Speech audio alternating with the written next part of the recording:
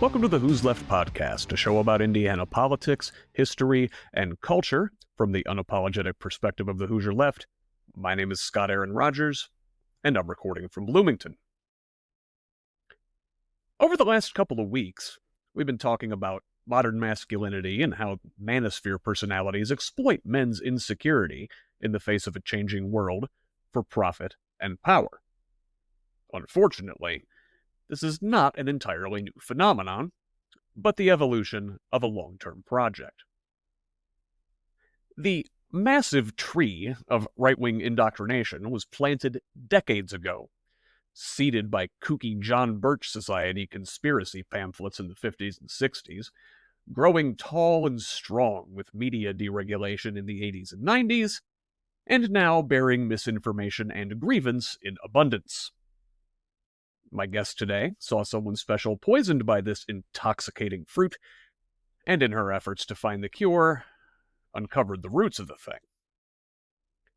Jen Senko is an award-winning documentary filmmaker, author, and truth in media activist. Her documentaries focus on socio-political themes with the intent of inspiring discussion and fomenting change. Narrated by actor Matthew Modine, Senko's 2016 documentary The Brainwashing of My Dad tracks the pernicious and disastrous rise of right-wing media and reveals the forces by libertarian billionaires behind it. The film is told through the lens of her father, who, like millions of other Americans, his politics, and especially his personality, were radically transformed after he discovered hate radio and Fox quote-unquote news. Jen delves into how this media actually changes the brain and why it was used to manipulate millions. This widely acclaimed project has won numerous awards, including the prestigious 2021 Webby People's Voice Award in Public Service and Activism, has screened in festivals and theaters across the U.S., in Canada, England, Ireland, and Sweden. She continues to have screenings around the country, often accompanied by a Q&A. The Brainwashing of My Dad has been adopted into a book by the same name, which was published in October 2021. In our conversation, we'll talk about the movie, the masterminds behind the vast right-wing disinformation machine, the psychological tricks they use to suck people in, how she and her mother eventually broke the spell it had on her dad, and how we can begin doing the same with our loved ones. But before we get to the interview, please consider supporting Who's Left with a paid subscription. I currently work as an independent craftsman to pay the bills and work on this project whenever I can. There are so many more things I want to do here at Who's Left. More campaign finance research, more live hangouts, a daily episode if we can get there. But I need your help to build this thing. So if you can, visit scottaaronrogers.substack.com and subscribe at the paid level. Normally, $5 a month or $50 a year, I'm currently running a holiday sale. 25% off forever, with any paid subscription through the end of the year. With your help, we can push our state in a better direction, and maybe if we reach critical mass, I can put down my tool belt and devote my full time to you, to this project, and to Indiana's future. So again, if you have the means, pause right now, go to scottaaronrogers.substack.com and subscribe at the paid level. And while the best way to help this project is financially, if that doesn't work for you at this time, you can still help. Subscribe at the free level over on Substack. Set your favorite podcast player to auto-download new episodes of the show. Rate and review the show on whatever platform you use. This trains the algorithm to help new people find us. Follow me on social media, on Facebook, Blue Sky, YouTube, and TikTok at Who's Left, that's HOOS Left. On Instagram, Threads, and Twitter, I'm at ScottRog78, SCOTTROG78, and on Mastodon at ScottRog78 at Hoosier.social. Please subscribe on whichever platforms you use, and send me a DM to discuss ideas for the project. But most importantly, spread the word. Forward the articles to friends, family, and colleagues. Don't just like, but share on social media. Invite others to our little corner of the Indiana left. And I might be the guy with the microphone, but I try to take this thing wherever your input leads me. So please, be generous with feedback, good or bad. I value it all. To those who have joined this community already, especially those paid subscribers, thank you so much for your support.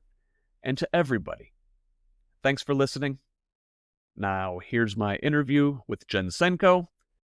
Thoughts on the other side.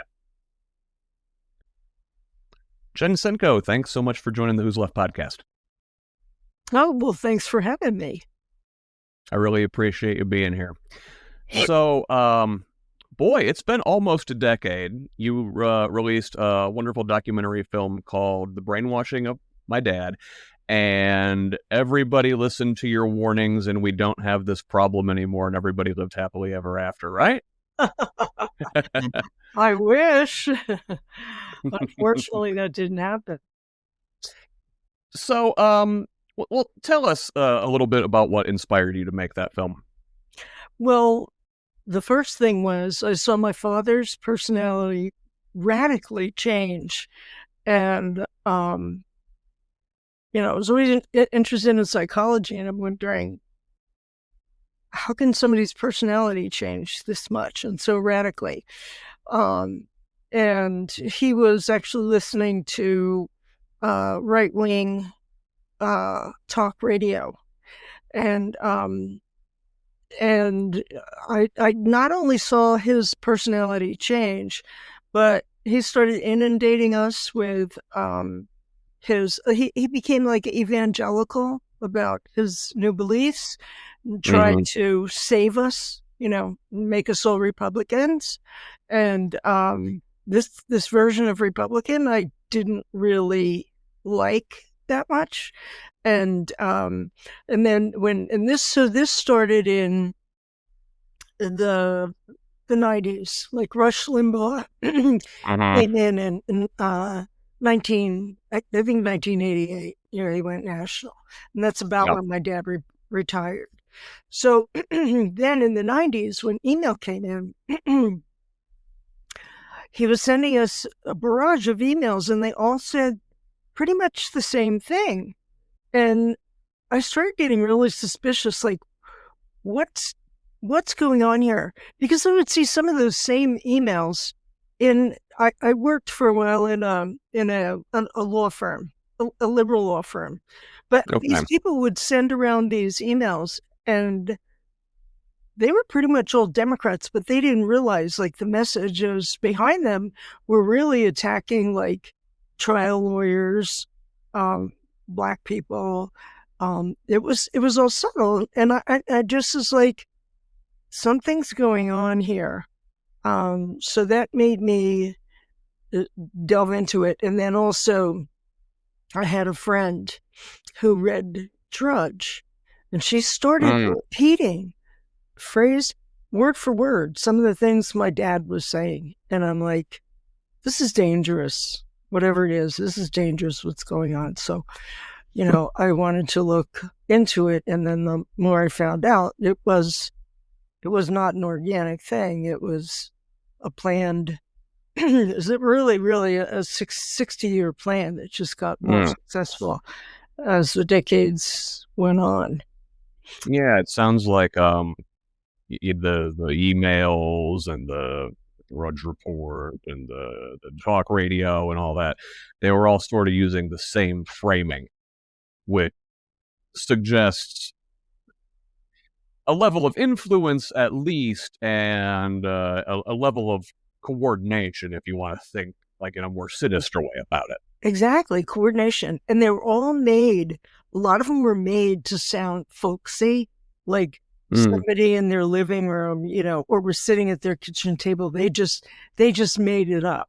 Like the language would be like that, and it was definitely coordinated. So later, when I read David Brock, I found out that the think tanks that came out of the Lewis Powell memo, there was really a bunch of guys sitting around, in a room in a think tank, coming up with these emails and getting them out there. But that's getting ahead of myself. But yeah, go ahead. Well, yeah. Well, so let's go there. That's where let's talk about this. You said there was like the 50-year plan, and it goes back to a certain point in time, and the reaction to what was going on at that time led a certain group of guys to sort of build the infrastructure that would become the right wing infosphere. Yeah. So can you tell us about that period in the late 60s, early 70s? So I actually, if you don't mind, I may go back a little further. No, Please. I'll try to say it quickly, and if you need to interrupt me, do. So after FDR, right, the world was in a terrible depression. He enacted all these social programs, and all of the oligarchs went nuts, because they were ruling the roost, right? So they resented it. They tried to coup him. People don't think about that. Oh, yeah, you're right. You're right. I forgot about that. They really didn't like him. Okay, so in the 50s, Brown v. Board happened, right? And this economist, he was like a prize-winning political economist, James McGill Buchanan, just was like, that's a step too far. I'm not paying taxes for little colored kids to go to school. That's not what I would say. That's his words. Yes. Yeah, essentially. And so he developed like a brilliant and diabolical plan to preserve the power and hierarchy of the white elite and disempower the majority. And so Charles Koch found out about him, and then he hopped in and provided lots of money. And then from that, Charles Koch also helped fund the Birch Society, which was a precursor of what's happening now, except back then, people thought the Birch Society, they're cuckoo. And what happened is Goldwater attached himself to that, being that kind of Republican, right? Yep. And so when word got out that when he ran for president in '64, Johnson won in a landslide because he was continuing the FDR tradition and, old school Republican tradition. And so then they thought, well, what do we got to do? Well, we got to get control of the media. So then attacks on the media began with this organization called AIM, Accuracy in Media. Not, and their whole goal was to bring the term liberal media into the everyday household. Okay. Yep. So that sets everybody up for an alternative media.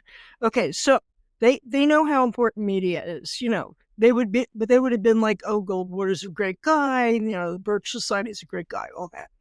So then I'm going to leap a little bit. Then you have Nixon get in, and what helped get him in was this guy Roger Ailes. One of name rings a bell.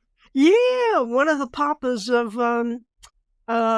Fox, quote unquote, news. Okay. He and Murdoch kind of mated and had this diabolical baby called Fox News. Excuse my colorful way. This is just how I talk. Oh, we use all sorts of colorful language around here. It's going to come out of my mouth now. Anyway, hi, Mom. I'm on a show. That's my 104-year-old mother. That's amazing. Yeah, she's kind of like the hero of the movie. Anyway, so Roger Ailes, he knew TV better than anybody, like a television genius. And he met Nixon at the Mike Douglas show and was like, "Yo, dude, you really got to get with the program, enough of this sweating, and you got to crack a smile, you got to clean up your media image." You got to clean up your image. And he helped get him elected, and then once he was elected, he stayed on in the White House as Nixon's TV advisor. You know, and he would design everything, even like, well, Right. you got the White House Christmas tree should be like this, you know, and this is how you get. He just, yeah, he had it every second. And that like really didn't exist before then, right? I mean, Yeah. famously, the Nixon Kennedy debate from 1960 was a very stark contrast between the old school kind of politician who just comes in off the street sweating and carrying his briefcase, and then you got Kennedy with his perfect hair and his perfect smile and looking sharp, and so it feels like it took a while for the Republicans to sort of adjust to the new landscape. And that's why, and Nixon was sweaty, was nervous. He never pulled his socks up. I mean, just stuff like that, and like, we're a visual society. Yeah. So anyway, they found in the annals of the Nixon's library this memo called, I can't remember the exact name, How to Get the GOP on TV News, which was, we don't know if Roger Ailes wrote it, whatever. He probably did, but his handwriting's all over it. And it really talked about how to create a news channel that would be favorable to the GOP and get people to hate Democrats and become Republicans. Yeah. And so he had all of this knowledge. I mean, he was a brilliant producer at 27. He was, for the Mike Douglas show. That was amazing. And then he had this knowledge of TV. Okay, so you have that. That's a precursor for Fox News. Yeah. Quote unquote. And then a year after that, something really seismic happened. Oh, so it was the end of the 60s and 70s, and I was part of that. There was all this like civil rights, women's rights, burning.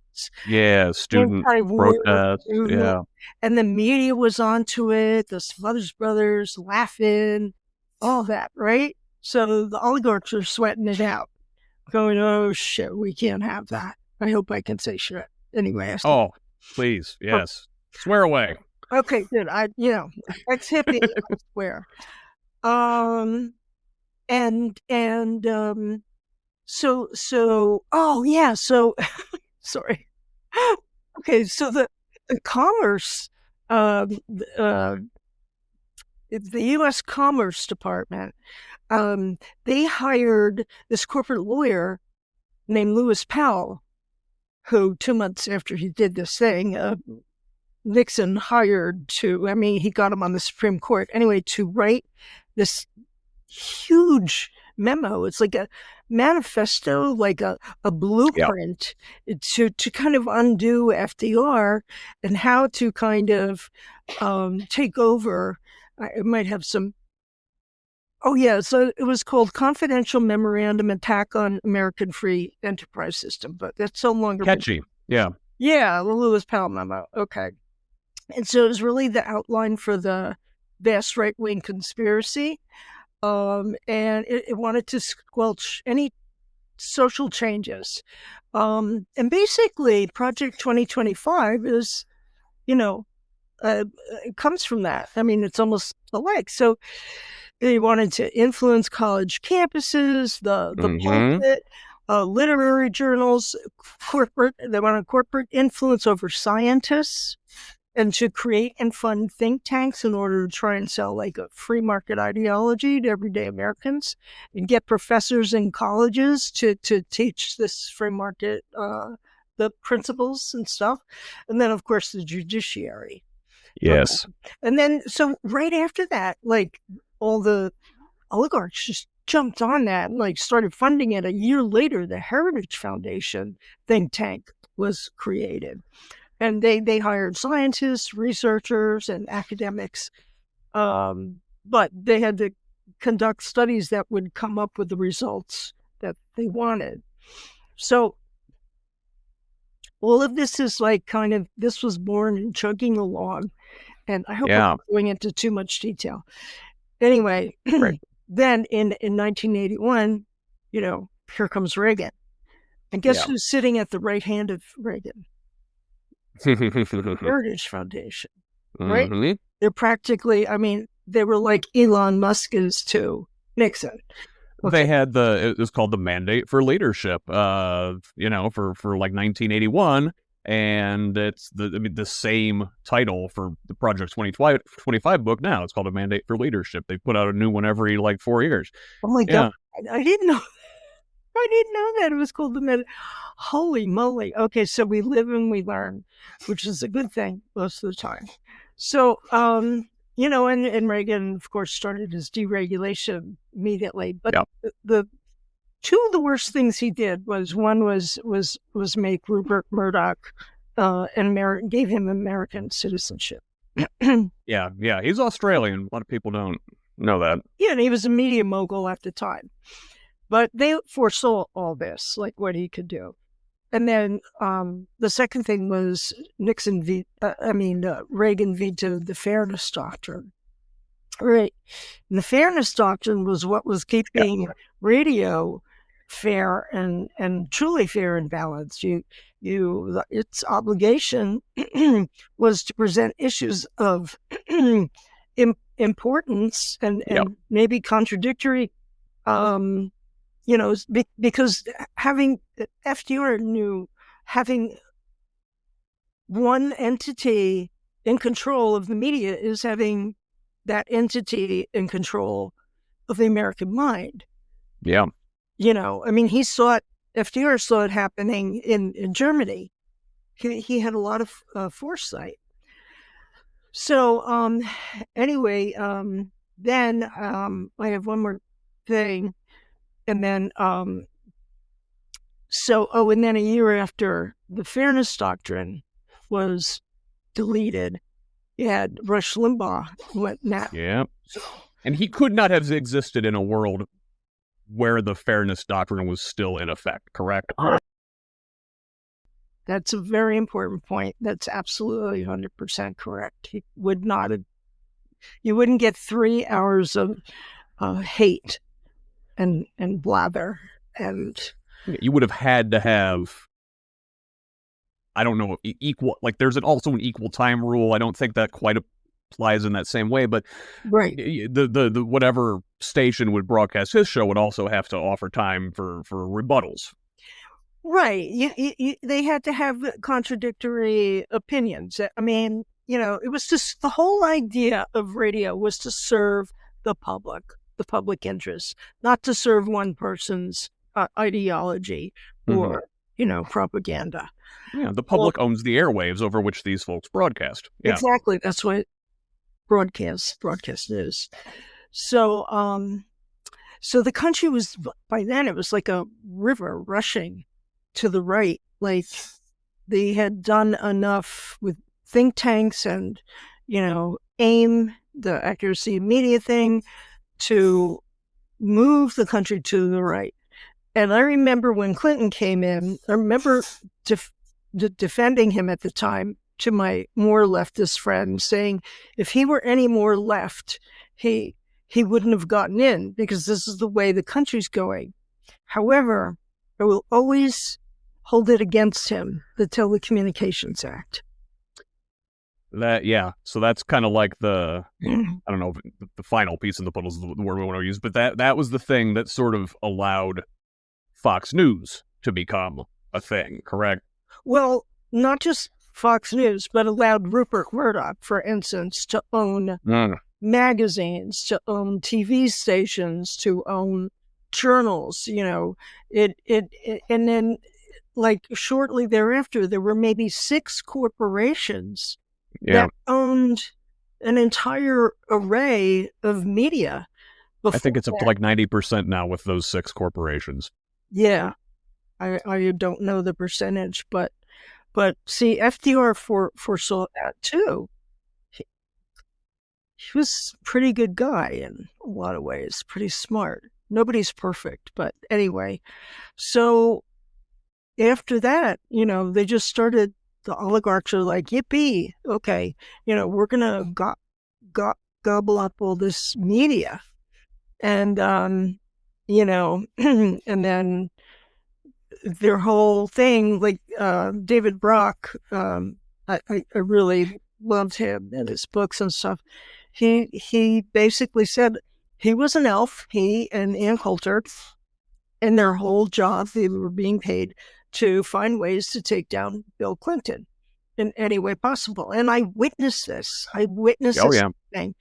And, this is, then I'm starting to get my idea of like, I've got to create a documentary about this. First of all, my dad's personality changed. That's remarkable in and of itself. He was a kind-hearted, open-minded, liberal Democrat, and because of this media, turned into a ranting, raving, extreme, loony Republican.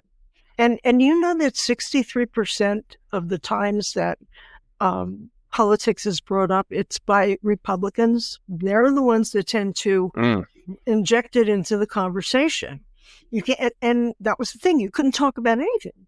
You couldn't even talk about the weather, because then they would come up with like, there's no such thing as global warming. It's a right.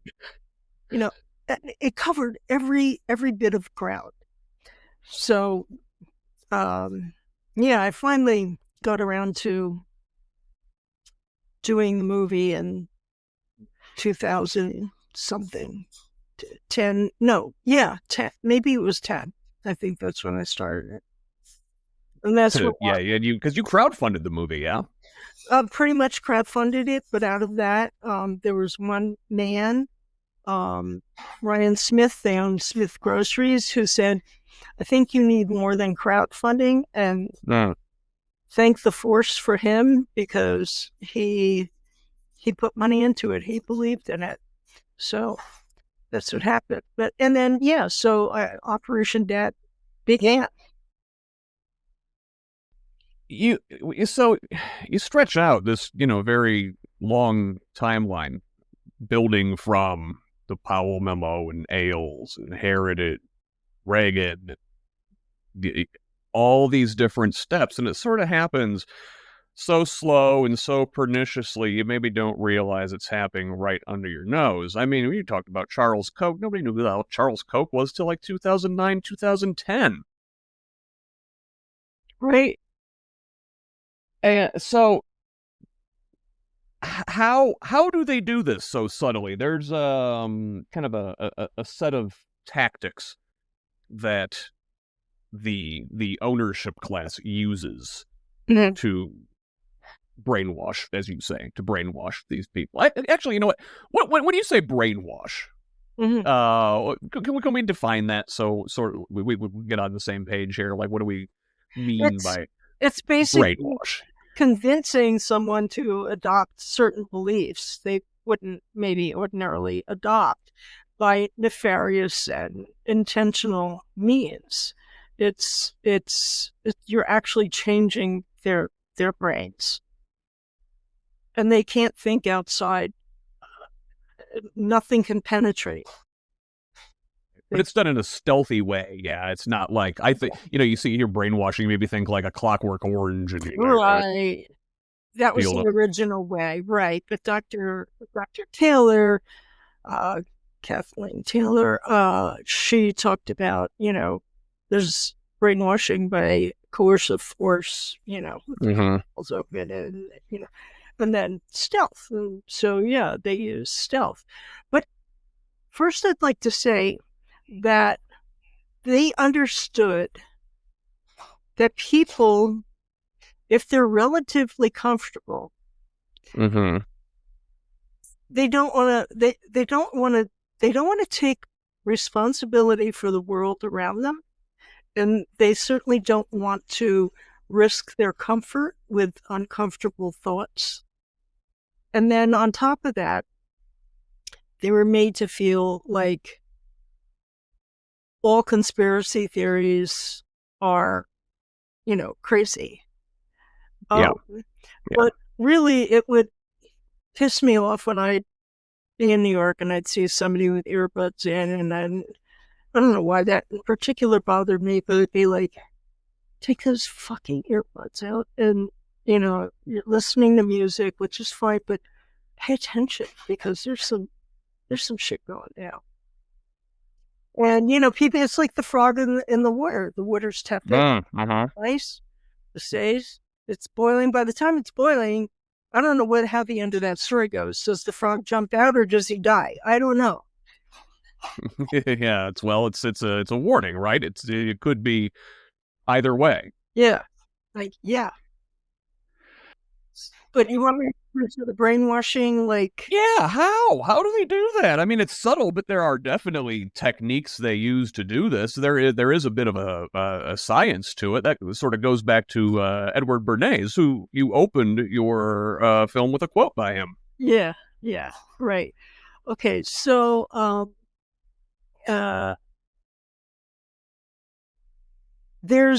it's when somebody puts themselves in a bubble and there's no alternative in terms of information, and they're hearing the same kind of stories over and over again. The 5 basic factors involved in this kind of belief change involves isolation, right? So one way they isolate the people is with addictive content, emotion. Rush Limbaugh, he was exciting, he was emotional, he made you mad. And then Fox, they also did that. They struck the fear, emotion. Okay, and then they tell you that nobody else is telling you the truth, right? So they get them addicted, and they believe that nobody else but them is telling them the truth, and they're this feeling special thing. And then control of the content. Which once you have them isolated, you have control of the content. And then uncertainty, attack their former beliefs, stirring up a state of confusion, which makes them more susceptible to believe the new stuff. And then repetition, and use of emotion. The use of emotion is really, really important. So, when these powerful stories are scary ones, right? They're designed to appeal to and trigger reaction from the primitive part of your brain, which processes fear. That's the amygdala, right? And once the amygdala is activated, and some scientists say that it's bigger in conservatives than liberals. I've seen this, yeah. Yeah, no critical thinking goes on there, because you're reacting from fight or flight the whole time. Yeah. And then, that tips over into the rage. So some people call that the amygdala hijacked territory, where one's most willing to accept a simple narrative, which makes sense of a scary situation. These are the to blame, all under the umbrella of Democrats, whether it's right. And black, exactly. You got to decide quickly, right? The Democrat is the umbrella. Get people to hate Democrats. So who do they stand up for? Blacks, poor people, people of color, immigrants. The gay and trans now. Yeah. Oh yeah, the trans now. Yeah. Right. And this emotional response, the amygdala and the fight or flight response, it releases a rush of endorphins. Right. So it kind of feels good to be angry, right? Yes. I think I said this in the movie, that my dad couldn't wait to get all pissed off listening to Rush Limbaugh. It's a feeling kind of purpose. And it started out with these retired men whose self-images were being challenged. We always got the jobs. We were always in charge. Yeah.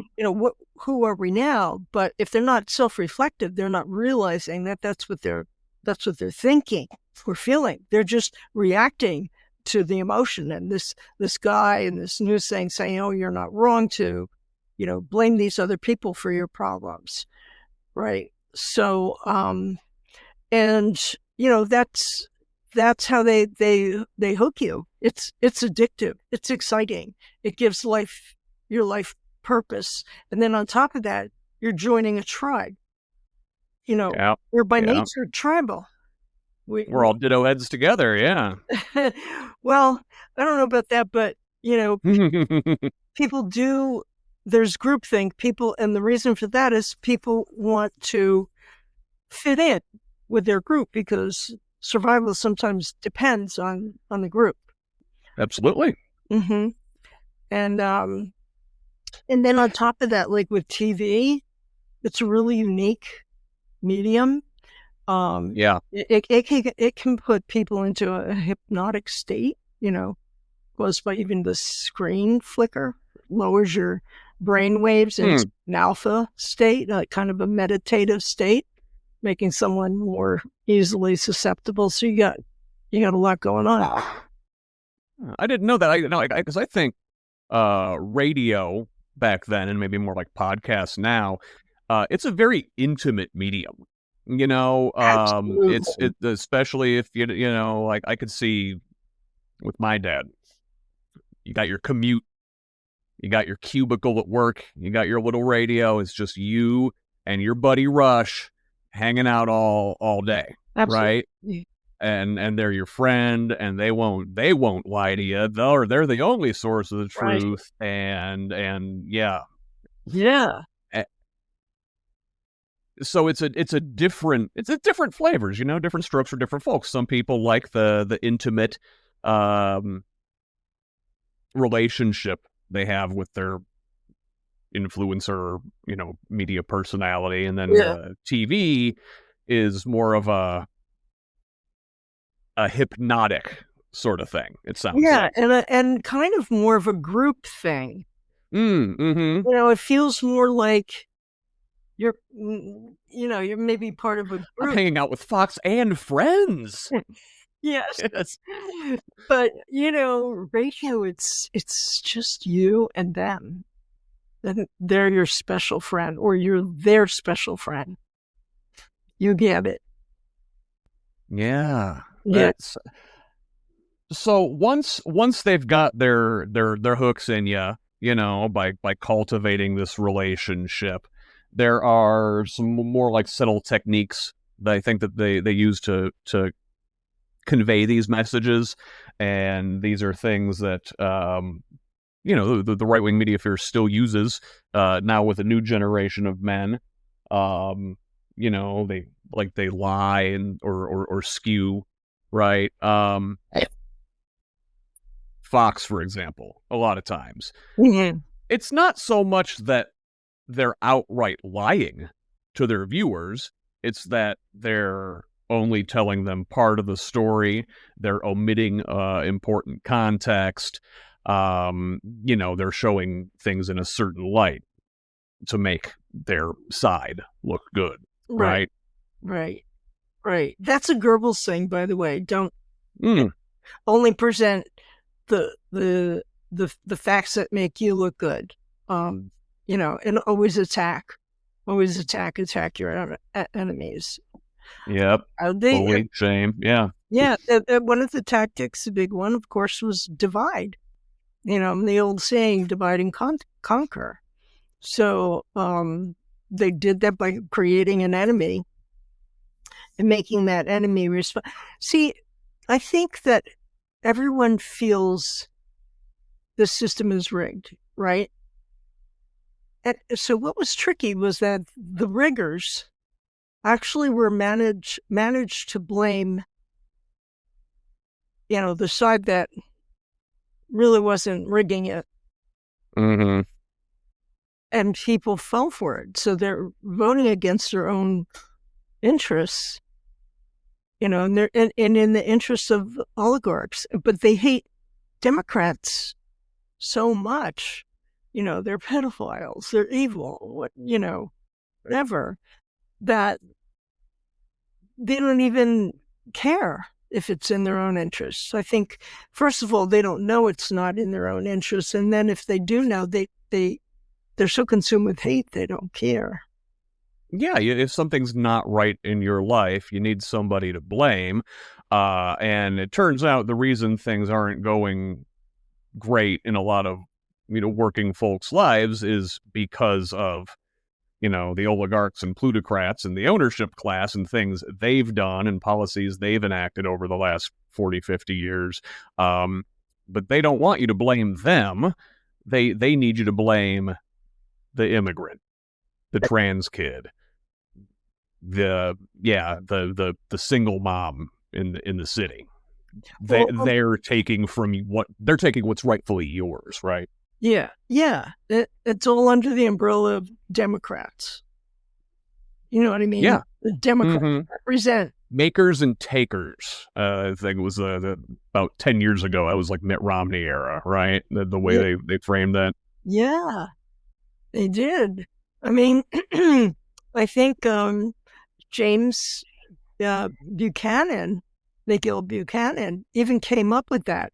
We're going to divide them into the makers and the takers, and we're the makers, so they're the takers. We're talking about if we go back to, like, say, Rush Limbaugh and the late 80s, and maybe I'm just superimposing this onto my own dad's life to sort of explain him, but, after my parents got divorced, here's a guy who, sees maybe he lost all the things important to him, and, boy, a couple years ago, divorce wasn't a thing. You didn't do that. It's all these feminazis' fault, right? Does this stuff work on women the same way it works on men? Yeah, I mean, at first it was aimed at men, a lot of men, but it does, because women can hate immigrants, they can hate people of color, they can recognize that they're not getting along so well in the world. Why not? So it's the immigrants taking the jobs, it's the lazy Black people. Yeah, it works on them. I mean, I don't know of a study that would differentiate, like, who it worked the most on. I don't know. Yeah. Initially, it was aimed at men mostly, but yeah. We're easy to trigger, with the with the anger, and because that's thing I've been talking a lot about on my podcast here lately is toxic masculinity and not knowing how to handle our emotions, and anger is like the one we're allowed to have, and and these guys in the right wing, the vast right wing conspiracy, really know how to, like, push all those things that make men angry. Yeah. They push all society's pain points. Yeah, absolutely. So your dad got to be pretty unbearable, it sounds like. Yeah. How did you not just, like, want to cut him off? And there's a lot of that going around right now. Oh, well, we did. I mean, my brothers did it. I did it for a while, but what I did was I invented another email address, and it was like it had a different persona, and so I would argue with him, as this other persona. But my mother didn't. She would kind of always, like, she learned how to source, and she would kind of argue back. But yeah, he became intolerable because he was so angry about it and obsessed. That's all he talked about. But he did change. And it was thanks to my... Yeah. Let's talk about that. How your love for your father just shines through in this movie. Thanks. Because, you put in the effort, you and your mother put in the effort to slowly bring him back from the brink. And like I said, a lot of people now, they're just done. They're not going to Thanksgiving, they're not going to Christmas, they're just not dealing with their dads or their brother or uncle or whoever it is in the family that's like this. They just give up. And Right. you That's true. you pulled him back. My mother just heard you and said, that's true. No, but yeah, she, it sounds like she had things she did and you had things you did. Can you sort of talk about those a little bit for us? Yeah. Well, I don't know how many people have seen the movie. I might be repeating the end, but Spoiler alert. Yeah. yeah, just spoiler alert. But I mean, all along we were kind of arguing. I remember one day I had gotten laid off because I worked for these giant corporations, and they'd be like, "Oh, we got to show our shareholders a bigger Mm-hmm. profit this year, so let's lay off this department because we don't understand what they do anyway." And I couldn't find health insurance. And I remember presenting that to my dad, not as an argument, but just lamenting, like he was my dad, like, I can't find health insurance. And he's like, well, why not? And I'm like, there's these deductibles, which are just huge. And then co-payments, which are huge. And I'm living on unemployment. And, I just sort of unemotionally had that discussion, or it wasn't an argument with him. And he said something like, we ought to have government healthcare. I was like, oh, so that was a clue. That was a little clue. But one day they moved, right? 2010, they moved to a senior community. They were tired of living amongst children in a young neighborhood. Let's move to a community. And in that move, somehow his radio broke. So he put it in the garage with all the other stuff he intended to fix and never got around to. It's my garage. Yeah. And then immediately he chilled, of course, because he wasn't listening to, I'm not saying he changed his beliefs. He just became less obnoxious, and he would have lunch with my mom, or he'd watch what she watched, like just the regular corporate news. Mm-hmm. And then a few months later, their old TV in the kitchen they had conked out. So she bought a new TV and she programmed the remotes. So that's when he couldn't watch daytime Fox, because he didn't want to figure out how she programmed the remotes. And then maybe another few months after that, I'm not sure the time frame, he went into the hospital for a kidney stone. I don't mean to laugh. And he was there for a week. And they had these old computers, and my mother's like, Jennifer, his email is building up. Can you delete some of his email? And I would delete it, and I'd say, Mom, because he's subscribed to them, they just keep coming. Yep. So one day I caught her on his computer and asked her what she was doing, and she said, oh, I'm just unsubscribing him from a lot of these emails. And while I'm at it, I'm subscribing him to some of mine, which are democratic, And by the time he got back from the hospital, and then was watching regular TV and no Rush Limbaugh and none of these emails, she called me up one day and said, you won't believe what Daddy said. He said he liked Obama. I said, what? Yeah. She said that.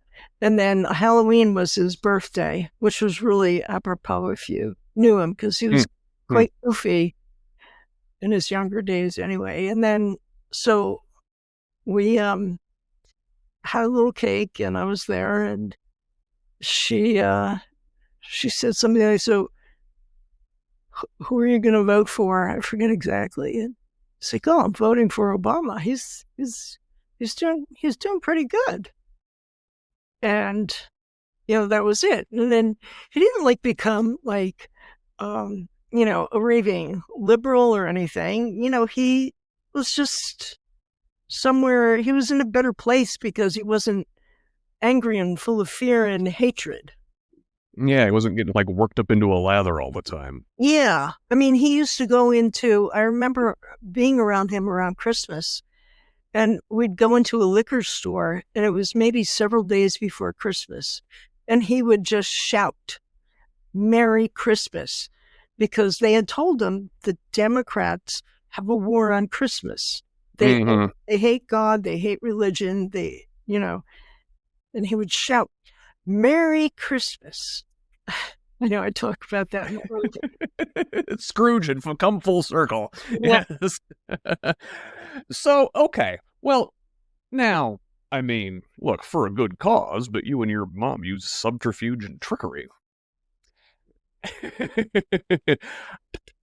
Maybe we all don't have that in us, or the capability for it, or the means to do it. Because my parents, or my dad and my stepmom live in Michigan half the year and Florida half the year, and I can't hijack their cable box. And my dad's still relatively technically apt, and he'd probably figure it out.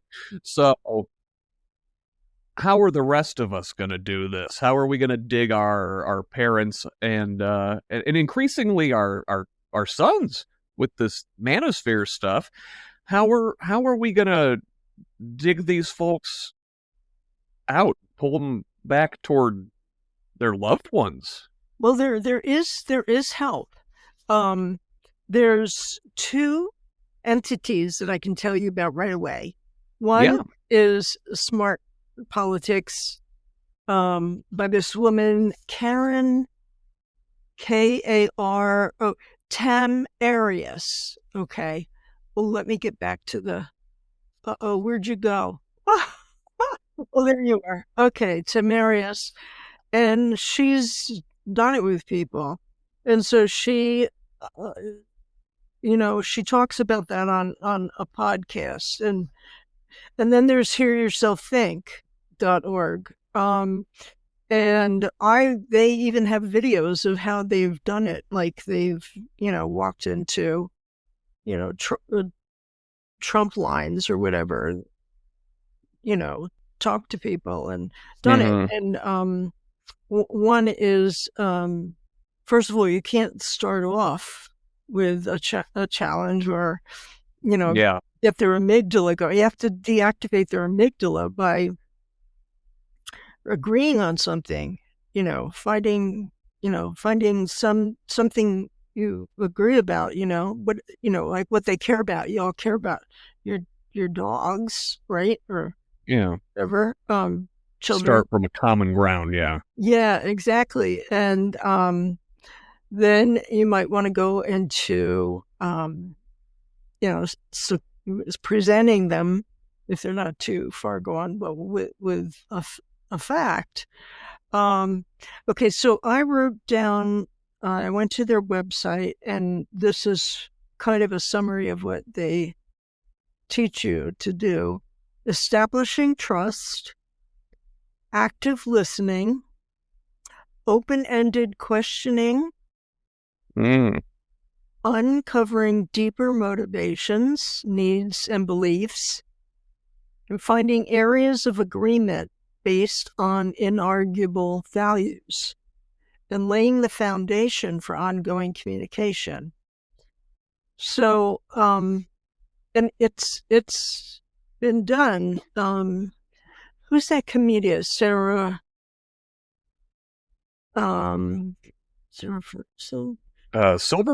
Yeah, Silverman. Okay, yeah.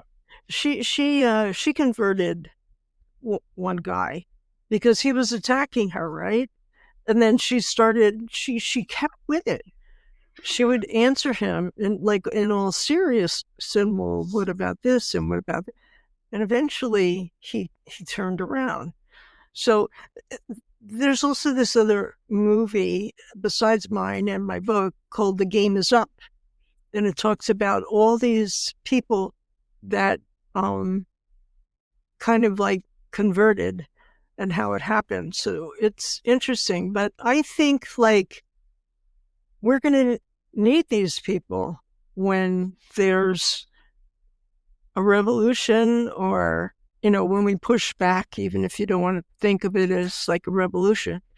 And what's very interesting is what happened recently with the CEO, health insurance CEO, who was murdered, right? Like, I wanted the guy to get away, and I thought I was the only one, and I was kind of like embarrassed to say that. And then a friend said, go look on the internet. And it's just thousands of people saying, you push people too far, there are consequences. And it's both right and left. Yeah. Ben Shapiro's message board or whatever was filled up with comments like this the other day. Oh, really? Yeah. Oh, wow. Yeah. I mean, that's what they're saying, that it's across the board. So, see, there's something we agree on. Now, what I worry about is the right, the Democrats. But maybe this will cause people to look deeper, and certainly the right won't be able to say, I mean, this is when Bernie is coming out and saying, we need Medicare for all. Yeah, and as this is a phenomenon we talked about on this program lots of times, is the Sanders Trump voter, because in their own ways they were each attacking the center. They're attacking the system as it currently is, which is not working well for anybody. But it sounds like, so what you're saying in terms of like reaching out to our loved ones, it's not debate me, bro. That's not going to work. You're not going to convince these people to change their minds by trumping them in debate, or by you have to. Will prevent that. Yeah, you have to find common ground and sort of lead them to the place where you want them to go. Well said. Yeah, that's very well said. Yeah. Fantastic. So, Jen, we just got a couple minutes here. Can you give me some closing words here? Give me some hope, some encouragement, something to take away as we're getting on toward Christmas, and maybe we're going to have to see some of our family here that we have uncomfortable relationships with. Yeah. I don't know how to answer what to do when they bring it up, because I get angry right away. But the key is not to get angry. But as far as, this oligarch takeover, I thought that it was unimaginable to me that Trump would become president again. Unimaginable. But yet it's happened.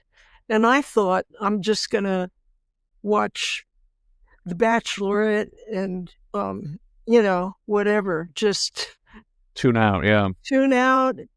But the very next day after it happened, I turned on MSNBC, not to watch it. I was flicking around, but then Rachel and all the evening hosts were on in a panel, and they were all talking about fighting back. And gradually, I got my fight back, and I do have to temper it with, occasional doses of like, now I'm watching Lost, that series. I do that with Mom. I totally self-care. Yeah. Yeah. But, and then working out is really important, because you do want to stay in shape, because you never know what's going to happen. Either, Civil War revolution wise, or climate change. Yeah. So there's all these people that are out there that are resisting and fighting, not Joe and Mika, but Yeah, roll over like it's your dogs. oh my God, that was really disgusting. That was, yeah. So, Disappointing, but not surprising for them. Yeah. yeah, so anybody that is joining their relatives might want to get in touch with yourself, think, and just sign up for a workshop. You tell them I sent you. They've been doing this for a long time, really long time. They know what they're doing. And Great. what's the best I can come up with? Oh, that's perfect. Great organization. So yeah, and I'm going to link to all this stuff in the show notes so people can go there and find resources. And Yeah. Jen, thank you so much for being here this morning. I appreciate it so much. And you have a Merry Christmas, and give your mother our regards. Yeah. Oh, thank you. Who would occasionally pipe in. Anyway, pleasure talking to you. I learned some things from you. And so anytime you want to do it again, I'm up for it. Absolutely. Thank you so much. Thank you. Have a good holiday. All right. Bye-bye now. Once again, that was award-winning documentary filmmaker Jen Senko. You know, I'm really glad I got the chance to speak with her and share that conversation with you before the holidays. This time of year can be incredibly stressful for a variety of reasons. Seasonal depression, tight budgets, travel logistics, celebrating the season for the first time since losing a loved one, ghosts of traumatic Christmases past. And increasingly, family bonds are strained by stark political divisions. From an article just the other day in Time magazine, quote, "Today, 1 in 2 adults is estranged from a close relative.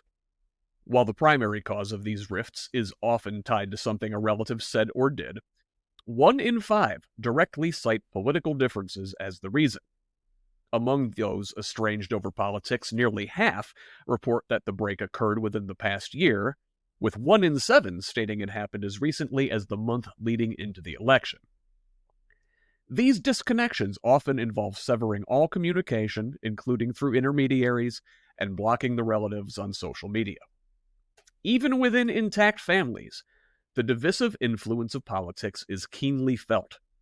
1/3 of American adults report feeling uncomfortable at a family gathering in the past year because of a relative's political views. Similarly, a third expressed concern that political disagreements could cast a shadow over future family events." End quote. Maybe this sounds familiar to you. It certainly does for me. I can't talk to my dad about politics. I can't talk to my brother-in-law about politics. And that's okay, I guess. There are other things to talk about. Thank God for sports. But it also sucks to have to stuff down the things you care deeply about. To wear a mask with the people you should be able to be yourself around. To find yourself holding loved ones in contempt because they support things you find morally repugnant. It can be enough to make you give up. To ignore that phone call, to skip that family get-together, to cut someone off entirely. Now, I can't tell you what to do with the people in your life. Only you know your pain threshold, and seeing our loved ones in thrall to hateful ideologies is excruciating. But I think it's important to remember why we love them in the first place, that we do still have more in common than what separates us, and that they are, in fact, victims of a decades-long scheme. The Brainwashing on My Dad traces the lineage of right-wing media and details the psychological tricks they use to keep their audience in a heightened state of emotion. From pamphlets to radio, then TV and internet, the operation has only grown more sophisticated and powerful each step of the way. Since the release of the film in 2016, the situation has only grown more dire. Domestic bad actors and hostile foreign governments exploit the speed and network effects of social media to find the vulnerable and exploit their fears. Rooted in manipulation tactics first popularized by Edward Bernays, nephew of Sigmund Freud and the father of modern public relations, right-wing propaganda uses fear and anger to hijack the amygdala, the emotional part of the brain in charge of responding to danger. The associated rush of stress hormones helped our early ancestors survive the wild, but today mostly leaves us unable to think straight. From later in that Time article, quote, marital researcher John Gottman has found that when our heart rate exceeds 100 beats per minute, effective communication becomes nearly impossible. This physiological state, known as flooding, triggers the body's fight or flight response, impairing the ability to process information. Now, I know Gottman from his best-selling book, The 7 Principles for Making Marriage Work, but his work is broadly applicable to any interpersonal relationship. One of the concepts you'll find in his stuff is a ratio for love. Quote, Dr. Gottman's research on thousands of couples showed, for your partner to feel loved, respected, and appreciated, there must be 20 positive interactions for any 1 negative interaction. This means that every time you accidentally hurt your partner's feelings, miss a bid for affection, or have an otherwise tense moment in the relationship, you will need to balance that with 20 positive interactions for your partner to continue to feel loved, respected, and admired. This statistic shocks most of my couples. However, the brain is wired to notice and respond to the negative. It is necessary for survival. What this means in relationships is that any negative interaction you have with your partner will stick out in your mind. It will take 20 positive interactions to counteract it. End quote. So, we were talking about right-wing propaganda. How did we wind up in couples counseling? The brain is wired to notice and respond to the negative.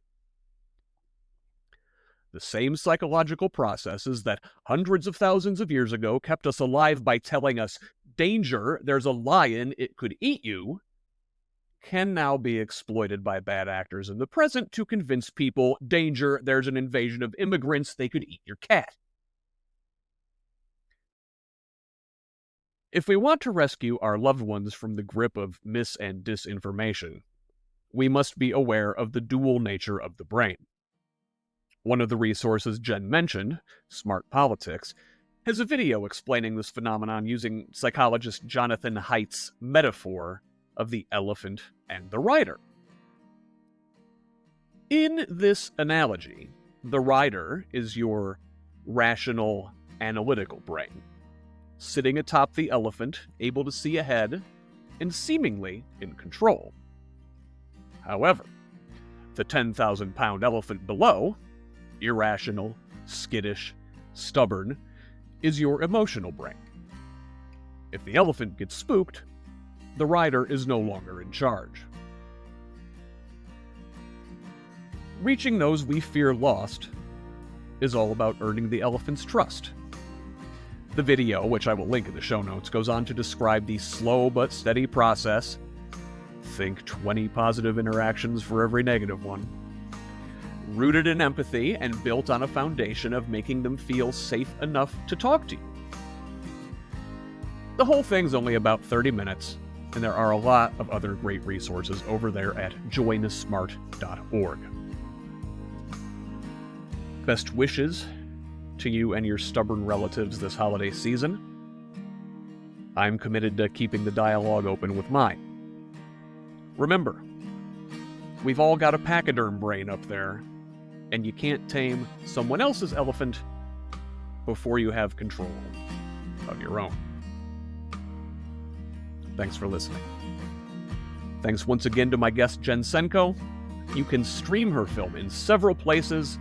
Links at thebrainwashingofmydad.com. Meanwhile, over at scottaaronrogers.substack.com, I'm running a holiday sale.